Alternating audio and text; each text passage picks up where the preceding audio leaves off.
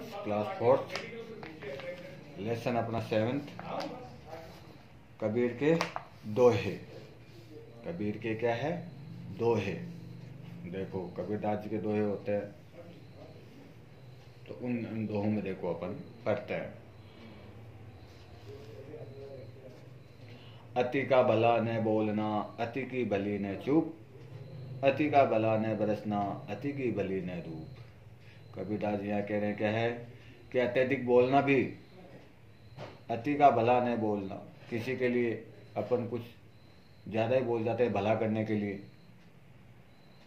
अगर कोई आदमी आपस में बात करते हैं, कोई दो में है और अपन सोचते हैं चलो वो ज़्यादा बोल रहा है तो उसको अपन चुप रखते हैं, तो अति किसी अपन तो कर रहे हैं क्या? उसकी भलाई करने के लिए। आपस में कोई भी झगड़ा कर रहे, बात में किसी का अगर झगड़ा हो जाता है तो अति का भला न बोलना, अति की भली न चूप, कि ज़्यादा बोलना भी हानिकारक होता है।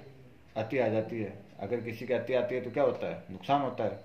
तो कबीरदास जी यहाँ कह रहे हैं कि अति का भला न बोलना, अति की भली न चूप, कि ज़्यादा बोलना भी नहीं है किसी भले के लिए और किसी के लिए चुप भी नहीं रहना है। जितनी आवश्यकता हो उतना ही बोलना चाहिए। अति का भला न बरसना, अति की भली न धूप, कि आवश्यकता से ज्यादा बरसना भी हानिकारक होता है, आवश्यकता से ज्यादा धूप भी अपन को सुहावनी नहीं लगती है। तो मतलब है कि किसी भी व्यक्ति को ज्यादा न तो बोलना चाहिए किसी के बारे में, न किसी के बारे में कोई ज्यादा बोल रहा है और अपन सुने जा रहे हैं, कि चुप भी ज्यादा अच्छी नहीं है। आवश्यकता से ज्यादा न तो बोलना चाहिए और नहीं आवश्यकता से ज्यादा सुननी चाहिए। जिस प्रकार आवश्यकता से ज्यादा अधिक अगर बरसात हो जाती है तो अपने नुकसानदायक हो जाती है, बाढ़ आती है। और अति की भली न धूप, और ज्यादा धूप भी अच्छी नहीं रहती है। तो ज्यादा गर्मी पड़ती है, ज्यादा धूप लगती है तो अपन अंदर आ जाते हैं, वहां बैठे रहते हैं क्या? नहीं। तो इसी प्रकार कबीरदास जी कह रहे हैं कि किसी भी व्यक्ति को न तो ज्यादा बोलना, आवश्यकता से ज्यादा बोलना है, न आवश्यकता से ज्यादा चुप रहना है। अगर आप आवश्यकता से ज्यादा बोलते हो तो वो आपके लिए अति होगी, और अगर आप बिल्कुल भी चुप बैठे हो तो वो भी आपके लिए अति होगी। जिस प्रकार बरसात का पानी अगर ज्यादा हो जाता है तो हमें नुकसानदायक देता है, या धूप भी हमें नुकसानदायक देती है। ऐसी बानी बोलिए मन का अपाक होय, औरन को शीतल करे आपो शीतल होय। हमेशा ही मुख से ऐसी वाणी बोलिए, कि ऐसी वाणी हमेशा मुख से बोलनी चाहिए कि सभी प्रसन्न हो जाए। ऐसा नहीं है कि मुख से आप गंदी बातें बोल रहे हो तो अपने आप में मन आपाक हो जाता है, होश आवास खो जाते हो। आपा का मतलब होश आवास, कि क्यों अपन देखते हैं लड़ाई झगड़े में क्या हो जाता है, व्यक्ति को पता ही नहीं रहता कि मैं क्या बोल रहा हूँ, और वो अपना होश आवास खो बैठता है, आपा खो बैठता है। कि ऐसी वाणी बोलिए मन का आपाक होय, औरन को शीतल करे आपो शीतल होय। आपको तो ये करना चाहिए कि जिस प्रकार पानी की धार शीतल रहती है, एकदम शांत स्वभाव से वो बहता जाता है, उसी प्रकार अपने मुख से भी मधुर वाणी निकालिए, जिससे कि दूसरा सुनने वाला भी आपा नहीं खोए, होश आवास नहीं खोए। तो अगर आप अपन गंदा बोलेंगे, कुछ बोलेंगे, उल्टा सुल्टा बोलेंगे, तो सामने वाला क्या हो जाता है? आपा हो जाता है और लड़ाई शुरू हो जाती है। तो वाणी ही मुख से निकलने वाले, मुख से एक बार शब्द निकल जाता है वो दोबारा नहीं आता है। तो हमेशा ही व्यक्ति को बात करते समय अपनी वाणी पर संयम रखना चाहिए, कि मैं मीठा बोलूं तो आदर करूं, आदर सत्कार से बोलूं, जी लगा के बोलूं, आप लगा के बोलूं। तो उससे क्या होगा? दूसरे व्यक्तियों का भी क्या होगा? मन प्रसन्न होगा,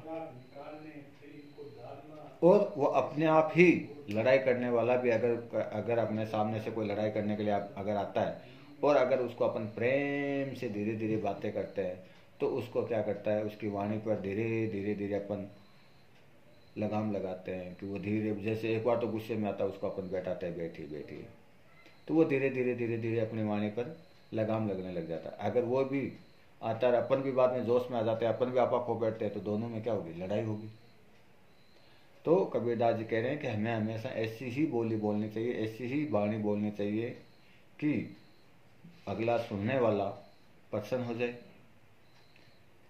और कहीं पर भी अपन आपू हूँ शीतल, अपने आप ही वो क्या हो जाता है, ठंडा पड़ जाता है। उसके सामने ऐसा इम्प्रेस करिए, ऐसी वाणी बोलिए कि जो सामने वाला है वो अपने आप ही धीरे धीरे क्या हो जाएगा, शीतल, ठंडा पड़ जाएगा।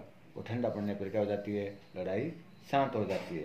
सांस बराबर तप नहीं, झूठ बराबर पाप, जाके हृदय सांस है ताके हृदय आप। अब क्या कह रहे हैं कि सांस बराबर तप नहीं और झूठ बराबर पाप नहीं, जाके हृदय सांस है ताके हृदय आप है। कबीरदास जी यहाँ क्या क्या कह रहे हैं कि सांस अगर अपन सच बोल रहे हैं, अगर व्यक्ति सच बोल रहा है तो उसके समान कोई तपस्या नहीं है। झूठ, अगर वो झूठ बोलता है तो उसके समान पाप नहीं है। सांस बराबर तप नहीं, झूठ बराबर पाप, जाके हृदय सांस है ताके हृदय आप। कि सांस के बराबर, सच बोलने वाले व्यक्ति को किसी की तपस्या की आवश्यकता नहीं होती। सांस तो सांस रहता है, सच तो सच ही है। कभी ना कभी तो वो सच हमेशा, सच के हमेशा, सत्य की हमेशा जीत होती है। तो कबीरदास जी कह रहे हैं कि सांस बोलने वाले को कोई भी तपस्या करने की जरूरत नहीं है, और अगर वो झूठ बोलेगा तो उसके बराबर कोई पाप नहीं है। जाके हृदय सांस है ताके हृदय आप है। कि अगर अपने हृदय में, अगर मैं जान ले कि मैं सच बोल रहा हूँ, तो अपने मन के अंदर है कि भाई मेरे हृदय में तो है सांस है कि हाँ भाई सच बोला है मैंने, तो मेरे को किसी भी भगवान से डरने की जरूरत नहीं है। क्यों? कि मेरे अंदर पाप ही नहीं है, मैंने सच बोल दिया, ताकि हृदय पाप। अगर झूठ बोलता है तो उसके मन में कपट है, पाप है, तो वो परमात्मा से भी डरता है कि मैंने झूठ बोला, आगे मेरा क्या हो। तो कबीरदास जी कह रहे हैं कि हमें हमेशा सच बोलना चाहिए। सच अगर बोलोगे तो उसकी कोई तपस्या नहीं, सच के बराबर कोई तप नहीं है। अगर आप एक बार सच बोल देते हो तो आपकी तपस्या ही मान लो कि आपने जो तपस्या करी इतने दिन, आप भगवान के और के सब तपस्या करते हो, लेकिन आप झूठ बोल जाते हो तो आपका वो तपस्या बेकार है। अगर आप सच बोलते हो तो सांस के बराबर तप नहीं है कि आप अगर तपस्या कर रहे हो लेकिन फिर भी झूठ बोलते जाते हो, काम करते हो, तो वह तपस्या कोई काम की नहीं है। तो अगर आपने तपस्या नहीं करके भी आप सांस बोल रहे हो तो अपने आपकी तपस्या अपने आप होती जा रही है। और झूठ बराबर पाप, अगर आप तपस्या भी कर रहे हो, सब पूरे, और झूठ बोल रहे हो तो उसके बराबर आपको कोई पाप नहीं है। झूठ तो इतना है कि झूठ बोलने से तो व्यक्ति का नाश होता है। झूठ अपन को कहाँ ले जाता है, व्यक्ति को नाश की ओर ले जाता है, विनाश की ओर ले जाता है। जाके हृदय सांच है ताके हृदय आप। कि अगर जिसके हृदय में सांच आप है तो उसको आप झूठ आप बोल रहे हो किसी के सामने, तो उसके हृदय को या उसके मन को पता है कि ये व्यक्ति क्या बोल रहा है, तो उसको, उसके हृदय में आप वैसे के वैसे ही बने रहोगे। आपको अगर कोई दूसरा बोल रहा है कि नहीं यार वो तो झूठ बोलता है, लेकिन नहीं, उसको पता है कि एक व्यक्ति सच बोलता है मेरे सामने, तो उस आप कुछ भी उसका बोल दोगे तो भी वो उसकी बात को सच ही मानेगा। तो उसके हृदय में तो वो सांस है ताकि हृदय आप। बाकी के हृदयों में कह रहे, कबीरदास जी कह रहे हैं कि बाकी जैसे लोग हैं, व्यक्तियों के हृदय, व्यक्ति के मन है, उनके बराबर भी आपको सचेत रहना चाहिए, झूठ नहीं बोलना चाहिए। मरी जाऊं मांगू नहीं अपने तन के काज,